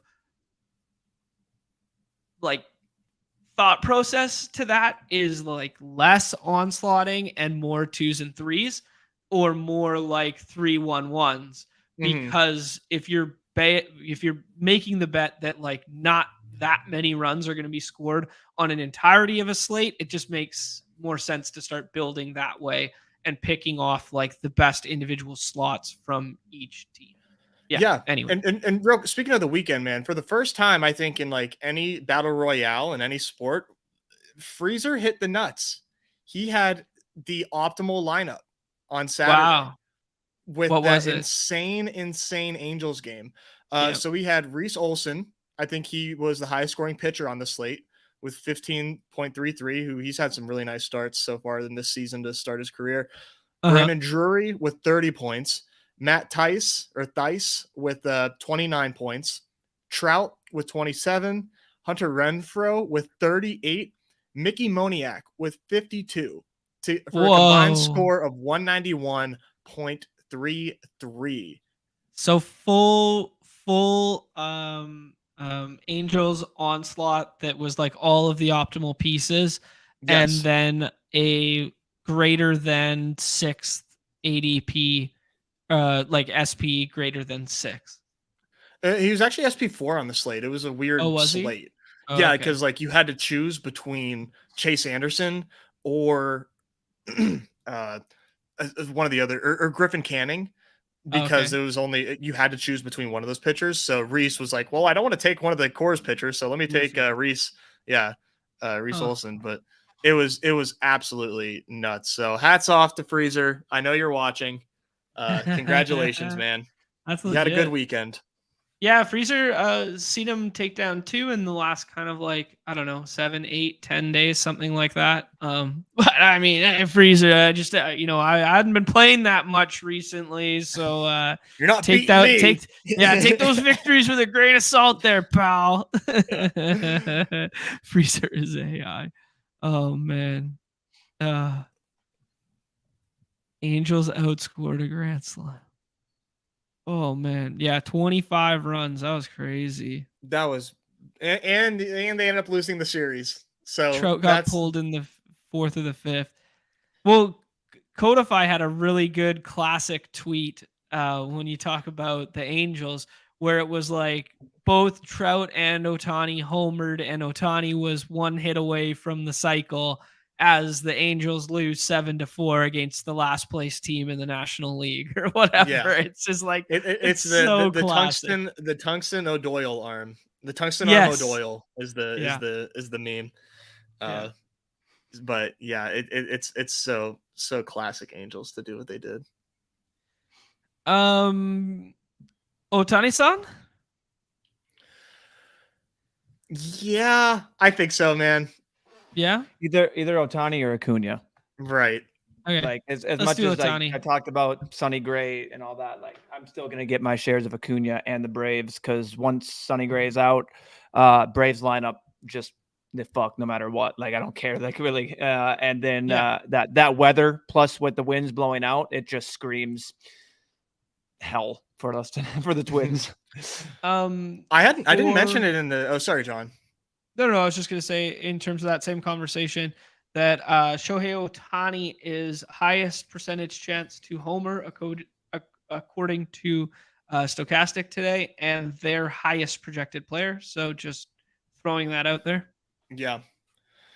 In that same vein with the hitting conditions, I mean those also affect the Twins, and they are facing Strider, who strikes out. We're the highest strikeout team, though. Yeah, and they're the highest strikeout team. However, I mean, Strider gives up hard contact. So, you know, I didn't mention them in my my take sheet at all, but Twins are, I mean, on a small slate, especially if we get 2 games potentially with rain trouble, Twins have some, definitely in play today. You want a double bubble? I mean, that's right there. That's exactly. a double bubble. I mean, you get Byron Buxton to do something. You take any of the ancillary guys that can have some pop. Joey Gallo takes one deep. You know what I mean? Like it's all in the realm of possibilities. So for sure. And we've seen Strider like when he's on, but if he's struggling a little bit, it's getting a little weird here. I like the Texas stack. It doesn't necessarily have to do it with Seager here. But we could do something like Seager Simeon, or we could just do the cover boy Julio here. Yeah, Julio. Okay, sounds good. Yeah. Julio. Go with the cover, man. 2 little nuggets that play right into what you guys are talking about there. Joey Gallo, the 6th ranked player to homer, according to Stochastic, and Byron Buxton, the 10th ranked player to homer, according to them. So playing into your guys' logic there, where it's like, yeah, strike out a lot, but hit ball hard off guy who throw hard, ball go far. I mean, yeah. Basically. Simple. In a sense. Yeah. In a sense.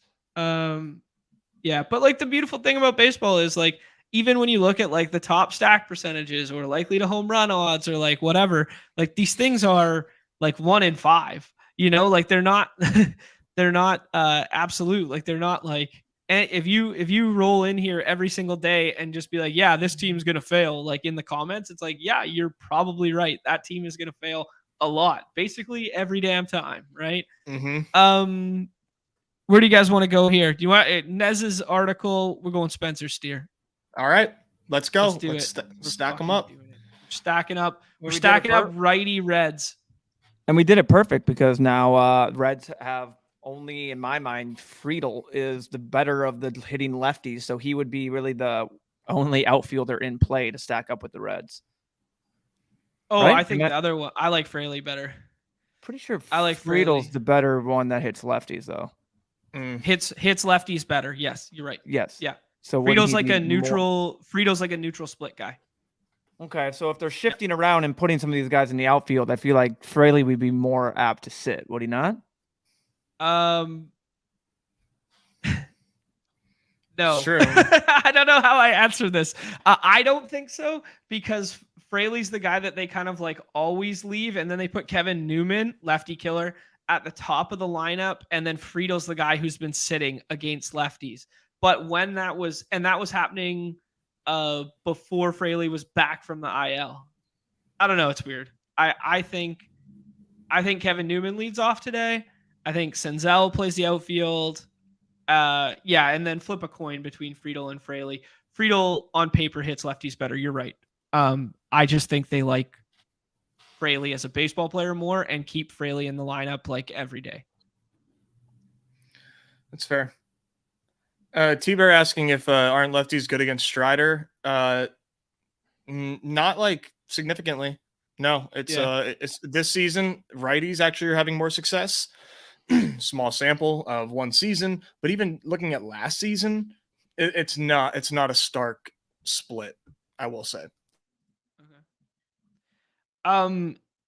Who do you guys think for pitcher on this team? Because we can't go Baltimore if we're going to go stacking Cincinnati infield. We can't go Cease because of Ohtani. I mean, we could. It's just a one-off. But I kind of think it's either Verlander or Heaney, and whoever you like between that. I'm going to go ahead and scroll the F down. And this is going to be we're bypassing this whole tier. Like we could do India if you want to. I think India. Okay, fine.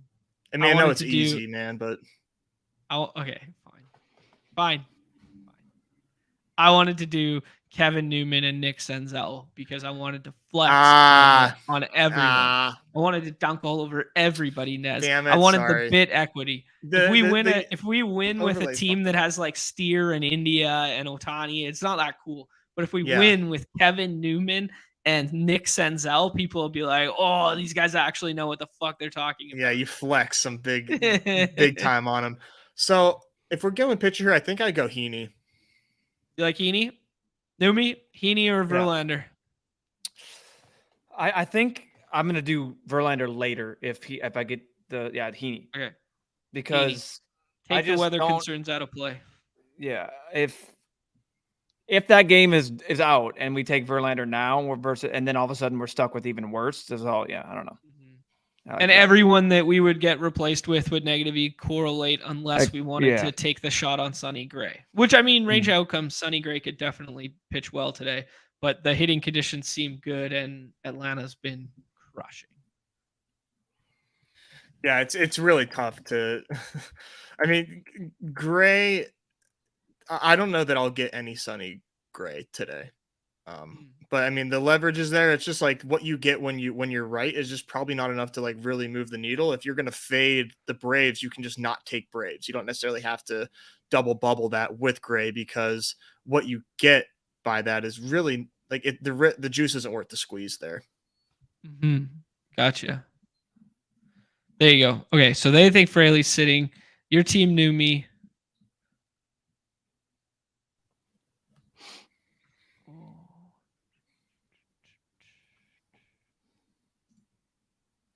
Yeah, Matt hitting on kind of what we were talking about there, how like only 2 wide receivers starting instead of 3, but then the ADP follows BBM, making the running back slightly undervalued. I think it was a good point there. Yeah. So it looks like right now we only have one White Sox going, right? It's just like Luis Robert. Or there's Benintendi, strangely.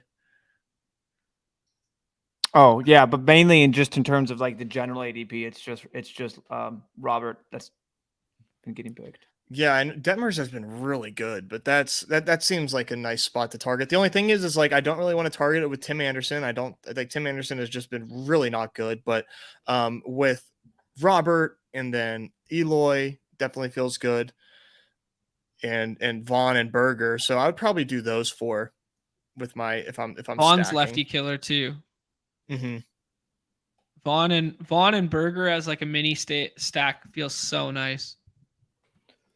It's so funny they signed Benintendi to all that money to balance it out, and it's like might as well have not done that at all. Yeah, I was just kidding. Might as well have just not. They don't know what they're doing. Who do you guys prefer between Stevenson, Senzel, and Kevin Newman, or do you want to go one off? You can talk me into some one-offs, but I think Newman, if Newman's leading off, and he has been, I would throw out if you want to maybe do a little Teoscar stack. Throw that in there with we got do the J-Rod, Seattle right? plus If you that. want. Otherwise, I'm Yeah. totally fine with any of those options. That's just another option that I thought of. That would be kind of fun for like 2 skinnies there.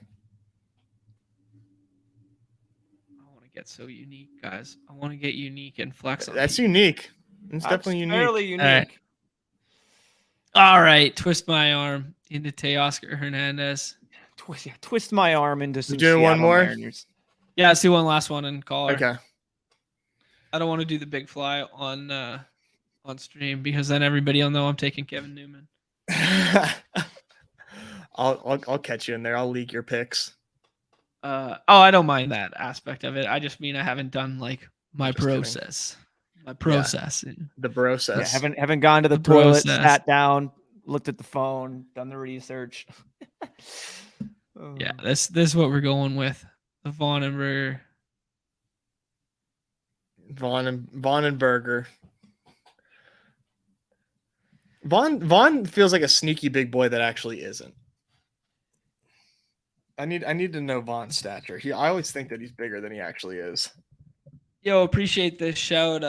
J Mick coming in here. This is what we're about, man. Like we just kind of simplify it, talk through some stuff to make these games, don't be overwhelmed by the entry from and the big badges and the sickos in here, Anybody can take these down, man. Absolutely. We had Hope Bishop, who's a sharp player in football and golf, come into baseball, took third. Yeah, it can happen.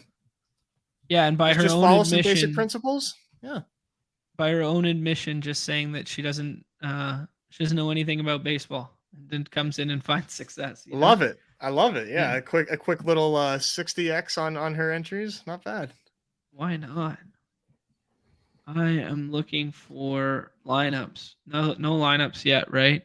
No, T-Bear saying yet. Okay. T-Bear saying Olsen in the 4 hole. They bounced him around a little bit, 4 and 5. Kind of annoying the shit out of me. Yeah, because he was a lock for that 2 hole over and over again, and now it's become Ozzy Albies in the 2 hole over and over. Yeah, I don't really get that, but Albies, I believe, is like heating up a little bit. Yeah. I mean, he's having a pretty good year. He can run better than Olsen too, and I don't know. You get the switch hitter so that you never have to worry about lefty righty, and the switch hitter just stays in the 2 hole all the time. I don't know. Yeah, he's not. Yeah, he's definitely having a good year. Definitely is. Yeah. Ooh, Verlander at 4, jumping the shark. That's spicy. Big spice. McLean goes there. Interesting to see the Ellie fall. Ellie and Castillo. I know we just did Reds. I think Castillo's one of these picks. Let's do Ellie and Castillo. Okay. We could do Ellie as a one-off too if we really wanted to. Hey, I did do a little. Oh, go ahead. Little splits research on Ellie, and I was pretty convinced that he was a considerably better hitter left-handed. He's pretty even in terms of his splits in the minor leagues, and like the power does still hold when he bats right-handed. I was under the impression that the power was predominantly the left side. I mean, he's a good player regardless, but yeah, this is very interesting pick here. Brock going Demers. Oh, Burke. Yeah, not starting today. So is he even on the 26-man roster? I don't know what the thought process there with that one was, but we shall see. Okay. Sure. Might have just been a misclick. Yeah, I mean that's a tough misclick, right? Like it happens. What were you going for?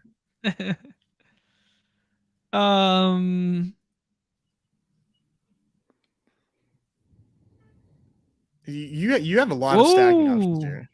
John Collins to the Jazz for Rudy Gay in a second. I mean, that's just a contract dump. That's super good for Atlanta, getting out of that contract dump. I mean, I don't know what I imagine. Rudy Gay is an expiring deal. Yeah, he's got to be on 1 year left or something.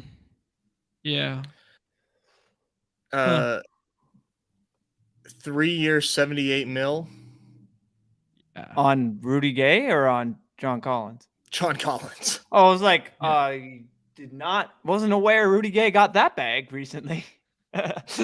Zuna.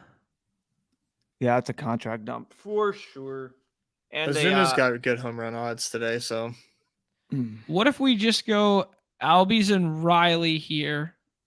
Ellie becomes a one-off because there's no good outfielders to pair him with. I like that.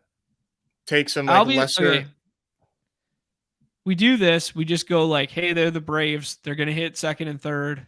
Let's do this. And then we put ourselves in a corner to make a contrarian outfield tap. Yeah. And The we can.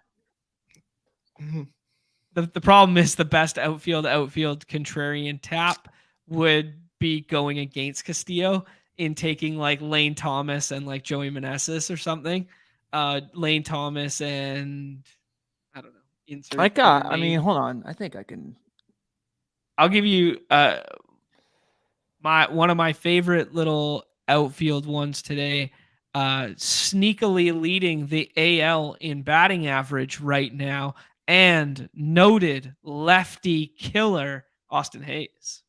Hitting leadoff. Or will be hitting leadoff. Do we think Mullins is in or out of the lineup against this lefty? Against the lefty? That's a good question. That's a really good question. I think he's out because they're calling up a young guy to make a start today. Ooh. I think he's probably gonna be playing second base though. Is that Joey Ortiz or a different guy? No, they sent Joey Ortiz down. That's what I thought I saw. Yeah. They recalled today Jordan Westberg, who's been really good. I mean, the A's are the Orioles are just a factory. They got a lot of talent. So much overrun with it. We'll be saying the same thing about the Reds in a year and a half, though. I mean, we are right now. All these damn rookies. Everybody they bring up just hits, but they got more. You're right though. They've got more. Mm-hmm. Yeah. So it's like, Jesus Christ. Like they just called up Noel V. Marte to AAA. Oh, I didn't see that. Nice. Yeah, he got a little promotion there, so he's on the way. But where do you put him? Is he a lefty or righty? Or what does he play? Is he second base? I thought he's shortstop. He's a shortstop, but he's big. He'll be third base. You can just put him anywhere, right? Yeah. Austin Hayes. Yeah. Yeah, I like Austin Hayes today. And Byron Buxton as a one-off. Yeah, if you want pain, bring it on, tag? Baby. What is that? Is that legit? Oh no, his back, right? Aren't they checking out his back? Yeah, checking out his back. What about Joey Gallo? Joey Gallo is going to start. Is he an outfielder or infielder? Yeah, outfielder for sure, right? This is really shooting the moon though, because he's going to strike out potentially every time. I don't think we've heard anything from. This is a 0 or a home run. Or Jimenez.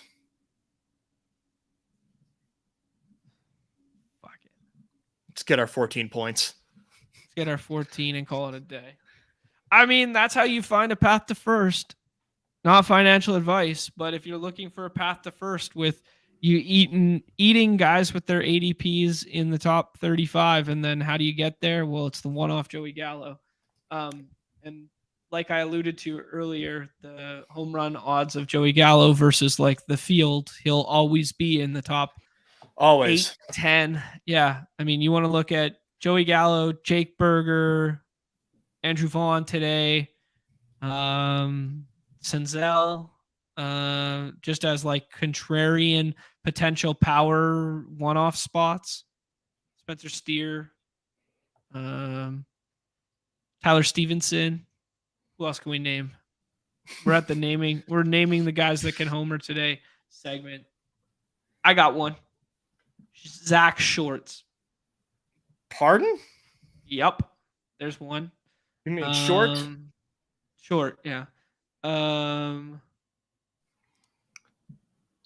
Rowdy Tellez. There it is. Those are all your homers today. Rowdy Tellez. That sounds right. Like we're here. We got Justin Verlander. Like, okay, this is a get right spot, and Rowdy Tellez says no thanks. I'm hitting a home run. Yeah. Nah, Jonah Heim back-to-back games. Jonah with a Heim. home There you go. That's a great It's one. happening. It's I'm happening. never going Great to say no one. to Jonah Heim, baby. Oh, I know you aren't. I know you aren't. All right, fun show. Mixed in a little Superflex, talked a little baseball. Go check out Neztakes.com. Go check out Neumy's Matrix. I posted both of them in the chat if you want to scroll back and hit those links. Yeah, fun stuff. Those Superflex drafts are pretty fun. Originally I was like, I don't know, this might be a little bit out of our. Now I want to keep ripping those. Those were a lot of fun. Just kind of like the strategy that you can talk through and work through with the aping in punting or even going like single or double on the quarterback position. A lot of fun there. Yeah, here you go. Short, torque, mini, done it. Let's go. Love that. It's live today. Set that line up to the gallows. That is an absolute perfect expression for that. Any parting words, gentlemen? Pup Cup dropped. Scott Fishbowl's in there. You can win entries into next year's Scott Fishbowl. And then there's the Superflex and then the new Big Fly Baseball. So get in there. Tons of drafting to be done on this beautiful Monday. Gentlemen. See you in the baseball streets. Best of luck. Baseball streets. In every street, baby. Every street. Suck it, Nez. Hero. Yeah. Multifaceted Neumy.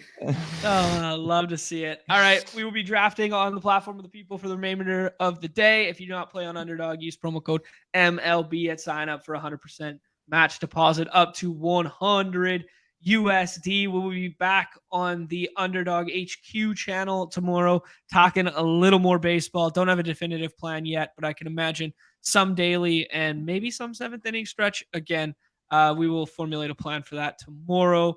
On behalf of Neumy, Nez, I am John. We are the Badge Bros. Hit that like, that subscribe, that follow, that notification bell on your way out the door. Everybody's favorite time of the show. The end. Peace.